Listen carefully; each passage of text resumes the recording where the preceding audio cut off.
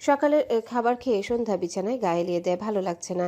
ইরা আপু যে কবে সুস্থ হবে তার সৌম্য ভাই একটু হাসবে সেই আশায় মেয়েটি।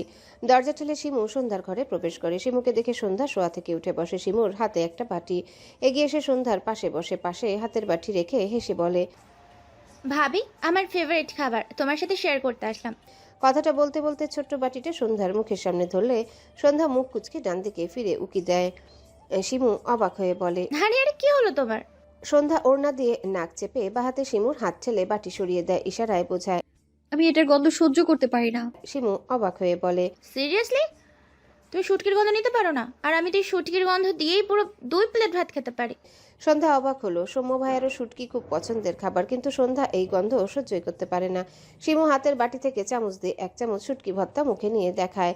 ও গো সন্ধ্যা আপা, ভাবি বিশ্বাস করো কি যে সুস্বাদু খাবার এটা।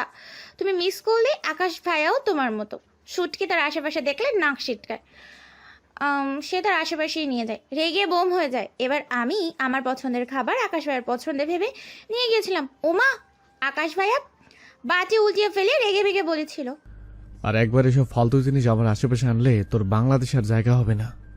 শিমুর করা অ্যাক্টিং দেখে সন্ধ্যা হেসে ফেলল। নাকে এখনো ওড়না চেপে রেখেছে। শিমু কয়েকবার খেয়ে অতিরিক্ত ঝালে মুখ দিয়ে ফোঁস শব্দ করে। আসমানি নওয়ানের থেকে বেশি ঝাল দিয়ে এই ভর্তা বানিয়ে নিয়েছে সে। এই বাসায় আসলেই তার খালাম্মার হাতে শুটকি ভর্তা সে খায়। সন্ধ্যা বেডসাইড টেবিল থেকে গ্লাস নিয়ে শিমুর দিকে বাড়িয়ে দিলে শিমু পানি খেয়ে গ্লাস সন্ধ্যার হাতে দেয়। এরপর গালে হাত দিয়ে বলে, আচ্ছা ভাবি, সৌম্য স্যারের কি শুটকি পছন্দ? সন্ধ্যা ভ্রু কুচকে তাকায়। তার ফোনে টাইপ করে শিমুকে দেখায়, যেখানে লেখা, তুমি সৌম্য ভাইয়াকে স্যার বলে ডাকো কেন?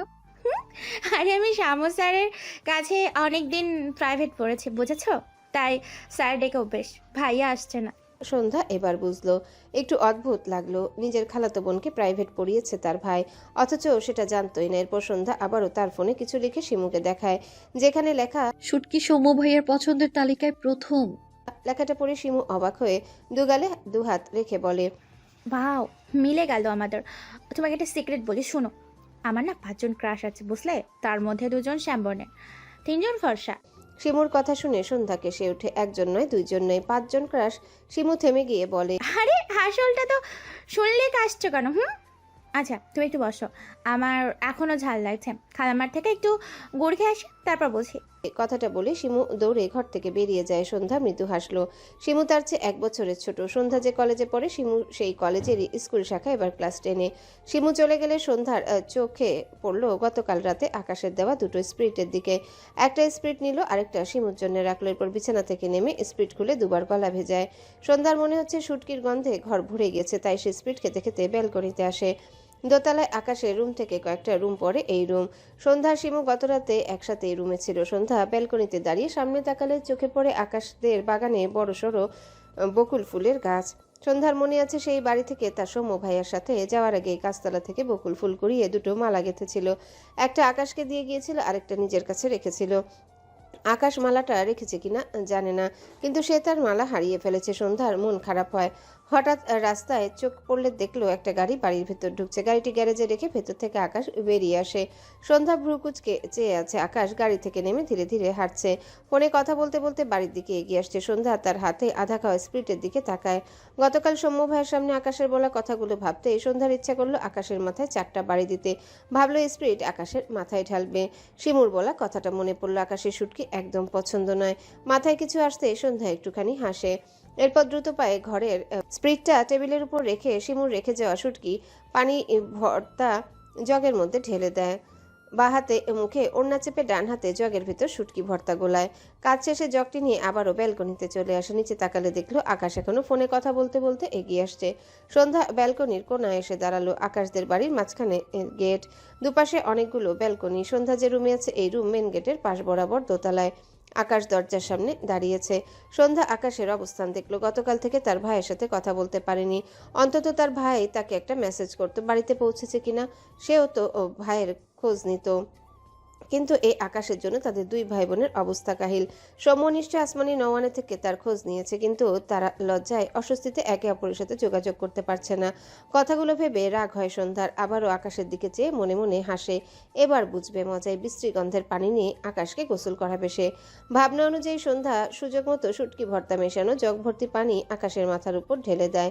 শিমু সন্ধ্যাকে ঘরে না পেয়ে ব্যালকনিতে এসে দাঁড়িয়েছিল। সন্ধ্যাকে নিচের দিকে এভাবে ঝুঁকে থাকতে দেখে শিমু একটু ঝুঁকে নিচে তাকায়। সন্ধ্যার করা কেলেঙ্কারি দেখে শিমু চোখ বড় বড় করে বলে, হাই আল্লাহ তু। এটুকু বলতেই সন্ধ্যা দ্রুত উল্টো ঘুরে শিমুর মুখ চেপে ধরে। শিমু বিস্ময় দৃষ্টিতে তাকায় সন্ধ্যার দিকে। সন্ধ্যা হাতের জগ ব্যালকনিতে ছুঁড়ে ফেলে শিমুকে টেনে ঘরের ভেতরে নিয়ে যায়। আকাশের বা হাতে ফোন, যেটা এখনো কানে, খুব সিরিয়াস বিষয়ে কথা বলছিল। ডান হাতে দুবার কলিং বেল চাপ দিয়েছে। তখনই মাথার উপর এমন বিশ্রী গন্ধের পানি এসে পড়ে। আকাশ হতভম্ব হয়ে যায়, কথা থেমে যায়। শুটকির গন্ধ নাকে ভেসে আসে, নাক মুখ কুচকে ফেলে আকাশ। এটা যে তার সবচেয়ে অপছন্দের জঘন্য শুটকির গন্ধ খুব ভালো করে বুঝলো। সাথে সাথে উপরে তাকালো, কাউকে দেখলো না। এই পানি ফেললো কোন বেয়াদব? আসমানি নওয়ান দরজা খুলে আকাশকে দেখে অবাক হয়ে বলে, তুমি কই থেকে ভিজে আসলা আব্বা?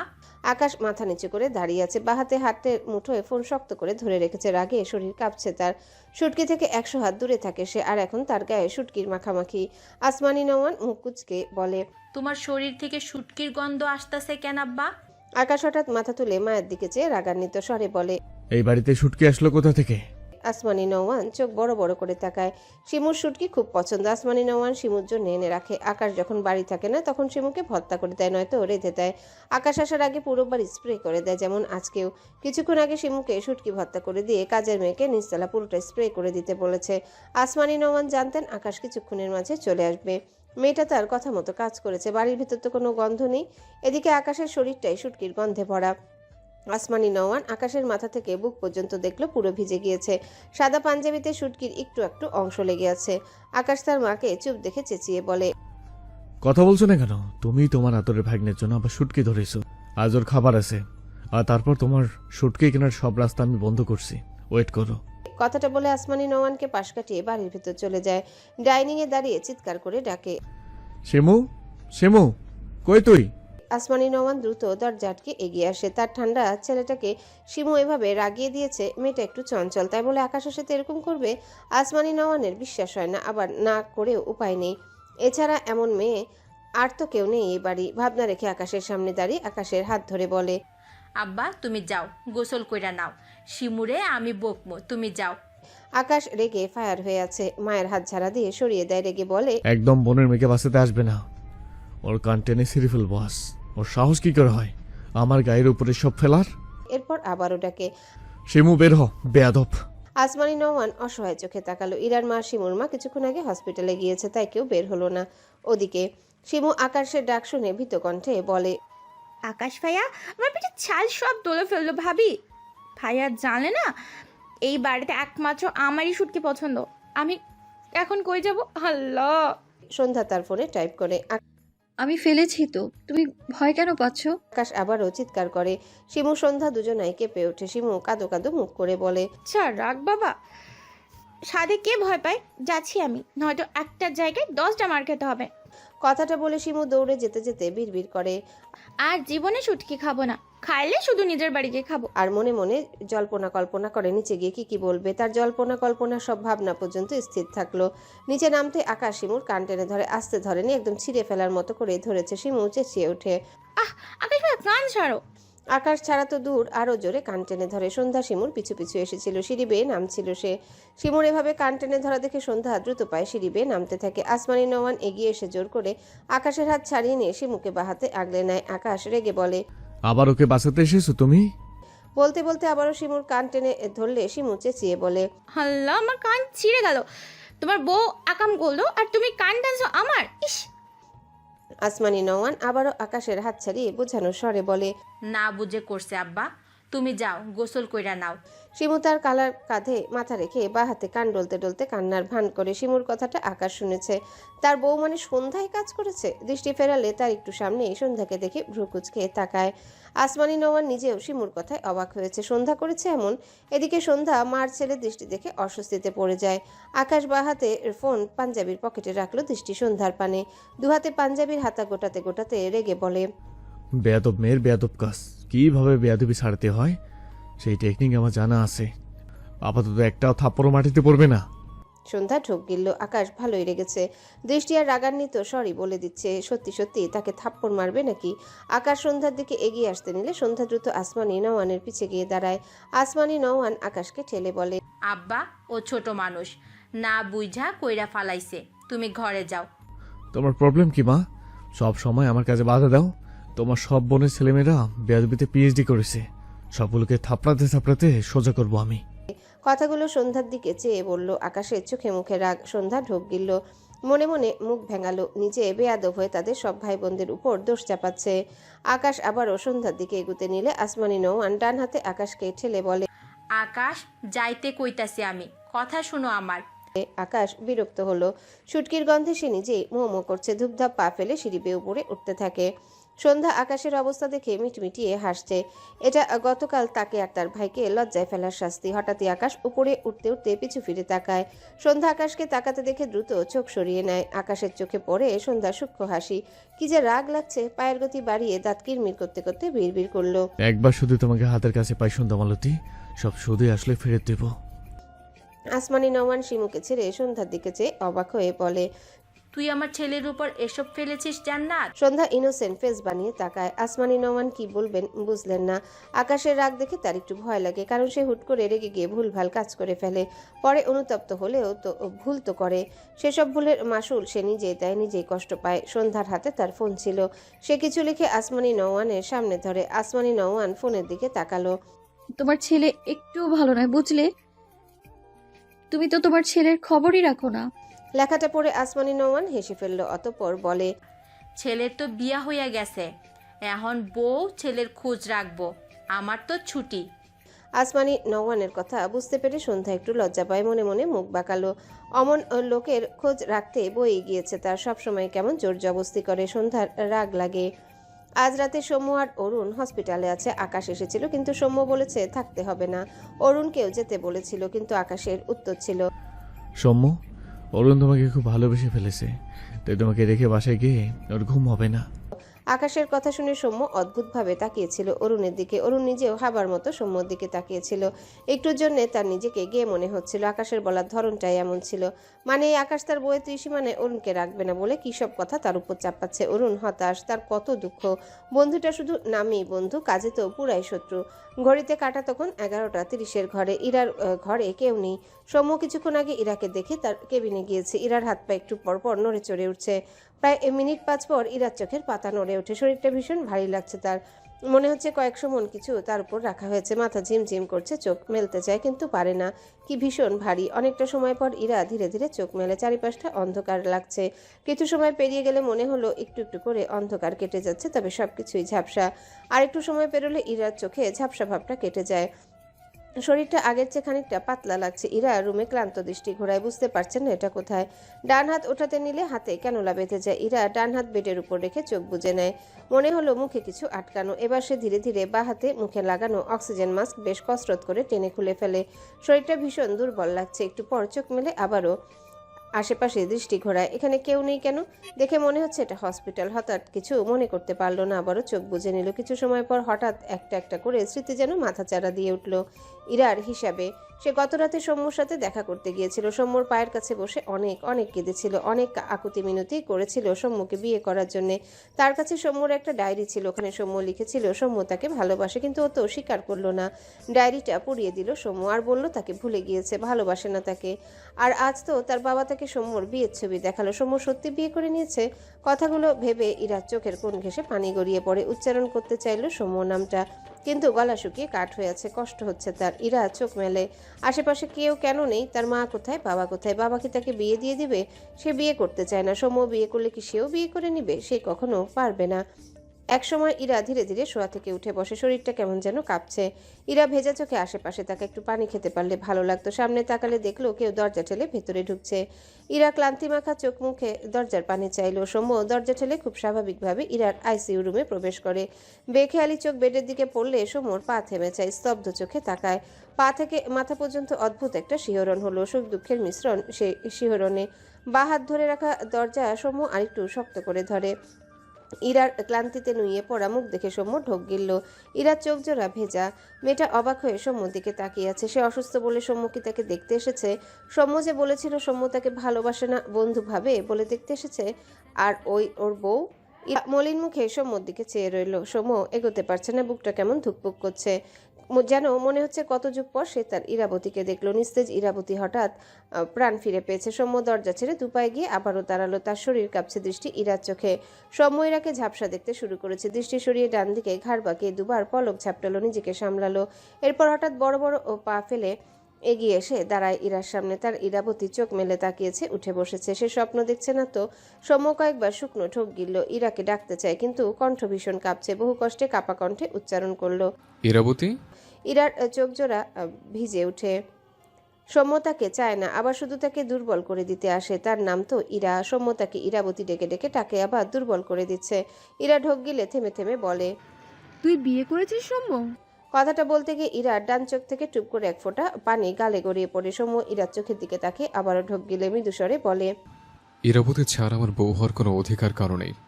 সৌম্যর কথা ইরা অবাক হয়, কাপা কণ্ঠে বলে, একটু আগে যে বাবা তোদের বিয়ের পিক দেখালো, ওই মেয়েটা কে সৌম্য?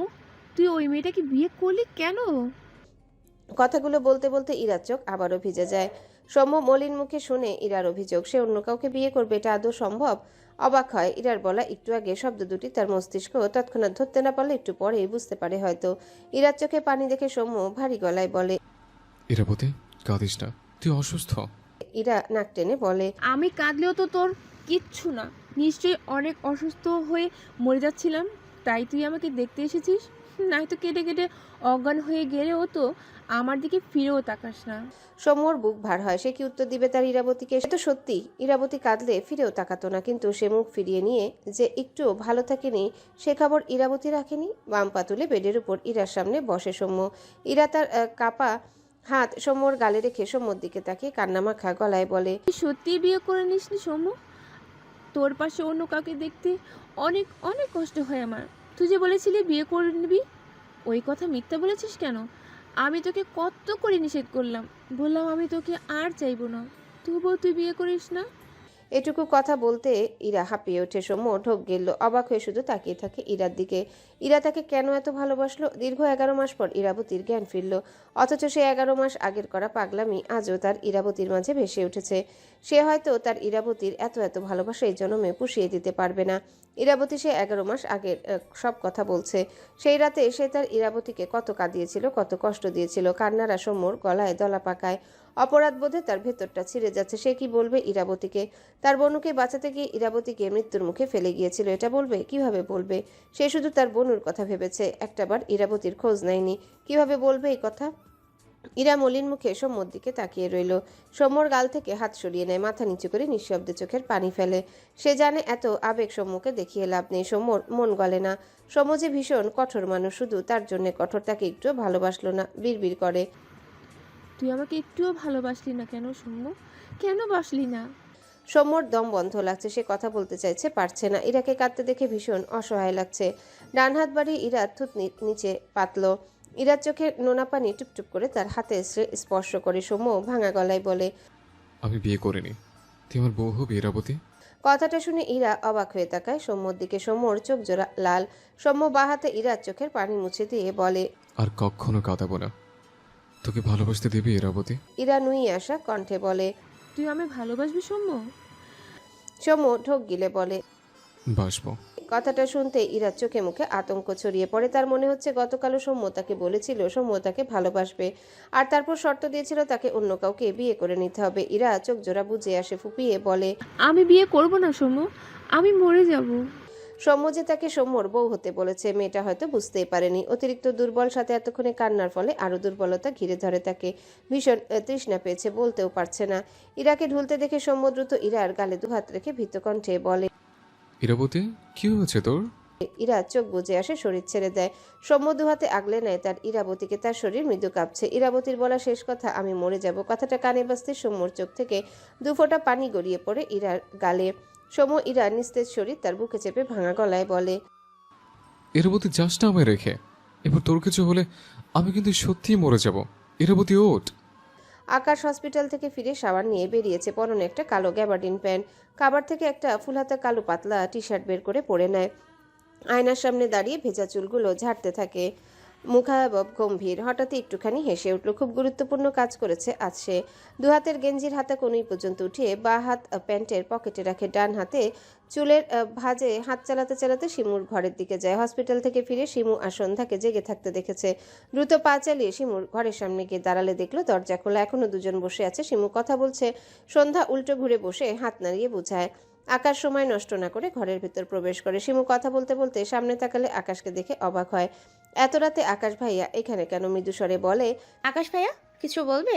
সন্ধ্যা শিমুর কথায় পিছু ফিরতে চায়, তার আগে আকাশ ঝট করে সন্ধ্যাকে কোলে তুলে নেয়। সন্ধ্যা হতভম্ব হয়ে যায়, মুচড়ামুচড়ি করে নামার জন্য। শিমু অবাক হয়ে বলে। ভাবিকে কোথায় নিয়ে? আকাশের শক্ত দৃষ্টি দেখে শিমুর কানে হাত চলে যায়, এখনো কানটা ব্যথা হয়ে আছে। মেকি হেসে বলে, বলছিলাম ভাবিকে নিয়ে যাও। নিয়ে যাও? ভাবিটা শুধু পদ ভুল করে আমার ঘরে চলে আসে। আকাশ দ্রুত উল্টো ঘুরে বড় বড় পা ফেলে এগোয়। সন্ধ্যা রেগে মেগে দুহাতে আকাশের গলায় খামচে ধরে। আকাশ চোখ মুখ কুচকে নেয়। এই বউটা যে কি লেভেলের বেয়াদব, এটা ভেবে সে ডিপ্রেশনে চলে যাচ্ছে গতকাল থেকে। আকাশ কোনো দিকে না থেকে সোজা ওয়াশরুমে চলে যায়। সন্ধ্যা মুচড়ামুচড়ি করে। আকাশ ওয়াশরুমে এসে বাথটাবের সামনে দাঁড়ায়, এরপর ঠাস করে সন্ধ্যাকে ভরা বাথটাবের ভেতর ফেলে দেয়। সন্ধ্যা হতভম্ব হয়ে যায়। হঠাৎ এভাবে এত পানির মধ্যে ফেলায় সন্ধ্যা বুঝতে পারেনি, যার ফলে 2-3 ঢোক পানি মুখের ভেতর চলে গিয়েছে। নাড়ি ভুড়ি উল্টে আসছে, এটা তো শুটকির গন্ধ। সন্ধ্যা হাত দিয়ে মুখ চেপে ধরে, রেগে তাকায় আকাশের দিকে। আকাশ হাঁটু মুড়ে বসে, দুহাত দুই হাঁটুর উপর রেখে সন্ধ্যার চোখে চোখ রেখে বাঁকা হেসে বলে, বলেও আমার পিছনে লাগবে না সন্ধ্যা মালতী, যা দেবে সব 10 গুণে ফেরত পাবে। একবার শুটকির ফুলের শাওয়ার নিয়ে আমাকে তোমার অনুভূতি জানিও, ভালো লাগলে পরের বার সুইমিং পুলে এই ফ্লোর অ্যাড করে দেব, ওকে? কথাটা বলতে বলতে সন্ধ্যার গালে হাত দিলে সন্ধ্যা ঝাড়া মেরে আকাশের হাত সরিয়ে দুহাতে গায়ের জোরে আকাশকে ধাক্কা দেয়। আকাশ পড়তে পড়তে বেঁচে যায়। রেগে সন্ধ্যার চোয়াল শক্ত করে ধরে। সন্ধ্যার মুখে ব্যথার ছাপ, তবে চোখে রাগ। ডান হাতে আকাশের গলায় খামচে ধরেছে। আকাশ বাহাতে সন্ধ্যার হাত তার গলা থেকে সরিয়ে দেয়। সন্ধ্যার ব্যথাতুর মুখাবব দেখে সাথে সাথে এই গাল ছেড়ে দেয় আকাশ, চোখ বুজে শ্বাস ফেলে। এই বউটার এত তেজ, তারও এসব হজম হয় না। কিন্তু হাজার হোক বউটাকে কত ভালোবাসে, জন্য চাইলেও আঘাত করতে পারে না। একে ভালো না বাসলে সব বেয়াদবির জন্য মুখটা ভেঙে দিত একদম। ভালোবাসে বলে কি যে কষ্ট করে রাগগুলো গিলতে হয় একমাত্র সেই জানে। আল্লাহ, কবে না জানি রেগে মেগে হুট করে আবার মেরে দেয়। মনে মনে দোয়া করলো অমন দিন না আসুক। আকাশ দাঁড়িয়ে যায়, ফোঁস করে শ্বাস ফেলে সন্ধ্যার দিকে চেয়ে বলে, সন্ধ্যা মালতী, তোমার তেজ কমাও, নয়তো আমার হাত উঠলে পরে আমাকে দোষারোপ করতে পারবে না। কথাটা বলে আকাশ বেরিয়ে যায়। সন্ধ্যা খেয়ে ফেলা দৃষ্টিতে আকাশের প্রস্থান দেখলো। কি পরিমাণ বেয়াদব হলে বলে তাকে মারবে, আবার সে নাকি দোষারোপ করতে পারবে না, জীবনেও মার খাবে না সে। তার সৌম্য ভাইয়ার একটা কথা সবসময় তার কানে বাজে। বনু, একটা কথা জানিস, নরম মাটি মানুষ পাড়ায় বেশি, কারণ মাটি যত নরম হাঁটতে তত আরাম। সৌম্য এই কথাটা মাঝে মধ্যেই তাকে বলতো। এমনকি গতকাল তাকে আকাশের বাড়িতে এসে অত বিধ্বস্ত দেখে বাইকে তাকে নিয়ে যাওয়ার সময়ও সৌম্য এই কথা বলেছিল। তার মাথায় গাঁথা আছে কথাটি। সন্ধ্যা বাথটাব থেকে উঠে দাঁড়ায়, পুরো শরীর থেকে শুটকির গন্ধ আসছে। মুখে হাত দিয়ে দুবার উকি করলো, শুটকির গন্ধ সহ্য হয় না তার। সন্ধ্যার এত রাগ লাগছে, এই লোকটাকে তো সে ছাড়বে না। আশেপাশে কিছু খুঁজলো, একটা ছোটখাটো লাল বালতি পেয়ে বাথটাবে ডুবিয়ে বালতি ভরে নেয়। এরপর ওয়াশরুম থেকে বেরিয়ে আসে। আকাশ বেডের কোনায় বসে, পায়ের উপর ল্যাপটপ, খুব মনোযোগ দিয়ে কাজ করছে, গুরুত্বপূর্ণ কাজ করছে। আশেপাশের খেয়াল নেই, যার দরুন সন্ধ্যাকেও খেয়াল করেনি। সন্ধ্যা দ্রুত পায়ে এগিয়ে এসে পুরো বালতি আকাশের মাথার উপর ঢেলে দেয়, এরপর হাতের বালতি ছুঁড়ে ফেলে দৌড় দেয়। আকাশ হতভম্ব হয়ে যায়। শেষ হওয়া ল্যাপটপ ভিজে যাতা অবস্থা, একদম সকালের মতো ফিলিংস হলো আকাশের। সকালের ফোনে ইম্পর্টেন্ট কথা বলছিল, তখন এই বেয়াদব মেয়ে তার মাথার উপর ঠিক এভাবেই পানি ফেলেছিল। এখন সেই একই কাজ, এক কাজ কয়শোবার করে। মেজাজটা চরম লেভেলের খারাপ হলো। রাগে কোলের উপরে থাকা ল্যাপটপটা ছুঁড়ে ফেললো। ল্যাপটপটা পুরো দুভাগ হয়ে দুদিকে ছিটকে যায়। আকাশ বেডের উপর থেকে উঠে দাঁড়ায়, রেগে তাকিয়ে আছে সন্ধ্যার দিকে। সারা ঘর পানি পানি হয়ে গিয়েছে, টাইলস পুরো পিচ্ছিল হয়ে থাকে। সন্ধ্যা পা পিছলে ধপ করে পড়ে যায়, দরজার কাছে যেতে পারল না। সন্ধ্যাকে এভাবে পড়ে যেতে দেখে আকাশ রাগের মাঝেও একটু হেসে ফেললো। কয়েক পা এগিয়ে আসে, সন্ধ্যা আকাশকে দেখে ঢোক গেল। আকাশ বা হাতে মুখে লেগে থাকা পানি ঝেড়ে ফেলে বাঁকা হেসে বলে, ভেবেছিলাম কয়েকদিন পর তোমার সাথে শাওয়ার নেব, কিন্তু আমার মনে হচ্ছে তোমার তাড়া বেশি, তাই তোমার সাথে আমাকেও ভিজিয়ে দিলে, তাই না সন্ধ্যা মালতী? সন্ধ্যা রেগে তাকায়, সে উঠতে পারছে না, শুধু পিছলে যাচ্ছে, মনে হচ্ছে তার গায়ে তেল মাখা। আকাশ দুহাতে মাথার ভেজা চুল ঝাড়তে ঝাড়তে সন্ধ্যার দিকে খেয়াল করে। ভিজে পুরো জুবুথুবু অবস্থা মেয়েটার ভালো লাগলো আকাশের। আরো দুপা এগিয়ে এসে বলে, কালো জামা পরেছ সন্ধ্যা মালতী, তার মানে আজও সাদা কালার কম্বিনেশন, বেশ ভালো লাগলো। তোমার পছন্দ কালো, আমার সাদা। আমার পছন্দ কত সুন্দর মিলিয়ে পড়ো তুমি।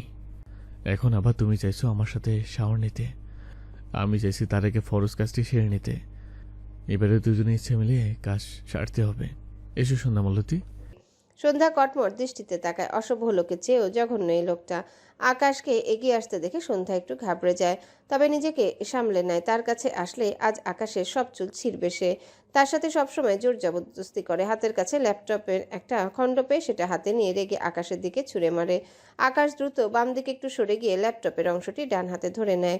এটা আজ তার বুকে লাগলে কি হতো? আকাশ রেগে যায়। আর তো নেওয়া যাচ্ছে না একে। দুদিনেই তার জীবনটা পুরো ঝালাপালা করে দিল। চোখ মুখ শক্ত করে তাকায় সন্ধ্যার দিকে। একটু আগের দোয়া বোধহয় কবুল হয়নি। সন্ধ্যার কানেও তার কথা যায়নি। মনে হচ্ছে আজকেই তার হাতে মার খাওয়ার জন্য উঠে পড়ে লেগেছে মেয়েটা। সেই দাজ্জাল মেয়ের জন্য এতদিন কেঁদে কেটে বুক ভাসিয়েছে। ছ্যাঃ, ইচ্ছে তো করছে এক আছাড় মেরে সব নাড়ি ভুড়ি বের করে এই মেয়ের বেয়াদবি ছোটাতে। ল্যাপটপের খণ্ডটি ছুঁড়ে ফেলে যেন সন্ধ্যাকে ছুঁড়ে ফেলল। এরপর সন্ধ্যার দিকে শক্ত দৃষ্টি নিক্ষেপ করে পরনের ভেজা টি শার্টের হাতা শক্তি খাটিয়ে উপরের দিকে উঠায় আকাশ। মনে হচ্ছে কি সন্ধ্যার মারার প্রস্তুতি নিচ্ছে। দাঁতে দাঁত চেপে বিড়বিড় করে, যত বড় মেয়ে নাও তত বড় বেয়াদবি। বেয়াদবি ছোট বস। সন্ধ্যা আকাশের দৃষ্টি থেকে ঢোক গিলল। ধীরে ধীরে বেশ কসরত করে মেঝে থেকে উঠে দাঁড়ায়। আকাশের দিকে তাকালে দেখলো আকাশ তার দিকে এগিয়ে আসছে। সন্ধ্যা দ্রুত জায়গাটি প্রস্থান করার জন্য দুপা বাড়ালে আকাশ সন্ধ্যার ডান বাহু টেনে বাহাতে সন্ধ্যার গাল চেপে ধরে রাগান্বিত স্বরে বলে, কিছুক্ষণ আগে বলেছি তেজ কমাতে, উল্টো আরো বাড়াচ্ছ। ভদ্র মেয়ে হয়ে যাও সন্ধ্যা মালতী।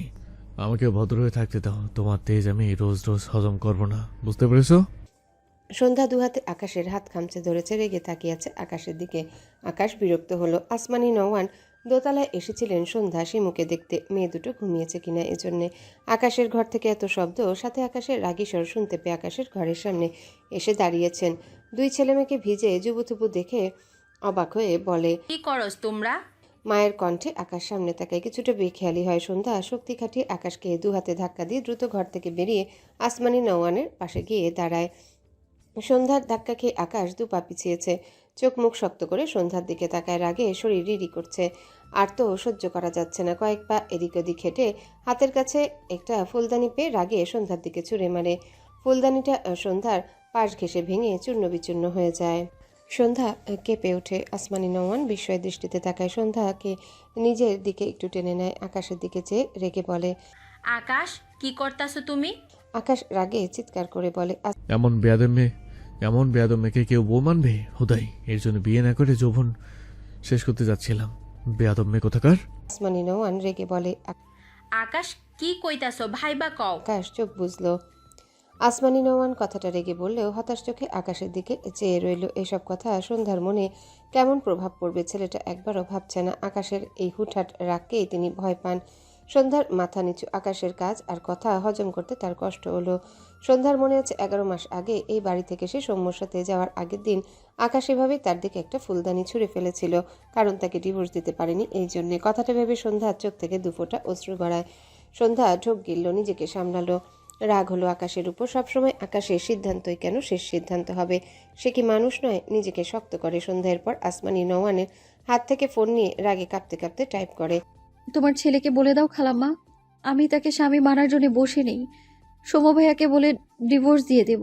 আর তোমার ছেলেকে এটাও বলে দাও, আমাকে অবলা নারী ভেবে যেন আমার সাথে জবরদস্তি না করতে আসে। এরপর সন্ধ্যা আসমানি নওয়ানকে ফোন ধরিয়ে দিয়ে ধূপধাপ পা ফেলে তার ঘরের দিকে যায়। বা হাতে গালে গড়িয়ে পড়া পানি মুছে নেয়। আকাশ কটমট দৃষ্টিতে তাকিয়ে আছে। এই মেয়ের প্রতিটা পদক্ষেপ বেয়াদবির ইঙ্গিত।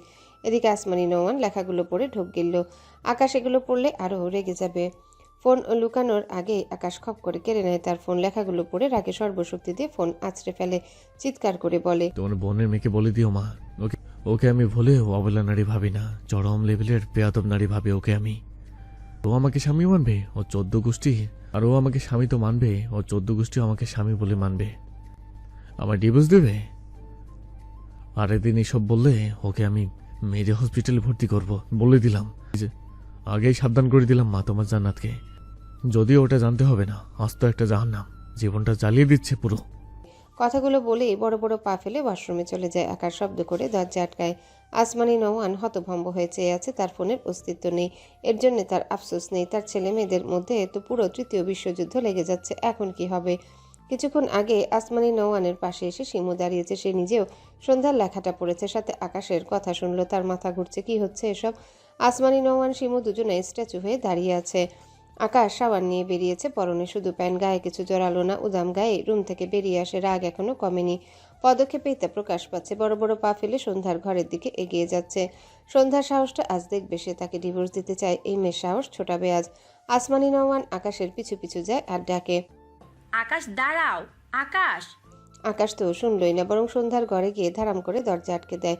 আসমানি নওয়ান চোখ বড় বড় করে তাকায়। দরজায় চাপড় মেরে বলে, আকাশ কিছু কইরো না, জান্নাতরে আমি বুঝামো। আকাশ দরজা খুলো। শিমু নিজেও বিস্ময় দৃষ্টিতে চেয়ে আছে বন্ধ দরজার দিকে। সন্ধ্যা কয়েক মগ পানি ঢেলে গোসল করেছে। ভেজা চুল থেকে টপ টপ করে পানি পড়ছে। সন্ধ্যা চুল মুছল না ঠিক করে, ভালো লাগছে না। এটুকু সময়ে চোখের বাদ মানেনি, এখনো টুপটাপ অশ্রু গড়াচ্ছে। সন্ধ্যা বিরক্ত হয়। কি হয়েছে চোখ দুটো রাজ? মুখে দুবার পানি দেয়, নিজেকে সামলে নিতে চায়। এরপর ওয়াশরুম থেকে বেরিয়ে উল্টো ঘুরে ওয়াশরুমের দরজা আটকাতে নেয়। তখনই আকাশ ঝড়ের বেগে পেছন থেকে সন্ধ্যাকে চাপটে ধরে। সন্ধ্যা ঝাঁকুনি খায়। না দেখেও বুঝলো এটা আকাশ। দুহাত আকাশকে ঠেলে সরাতে চায়, উল্টো ঘুরতে চায়, একটাও পারল না।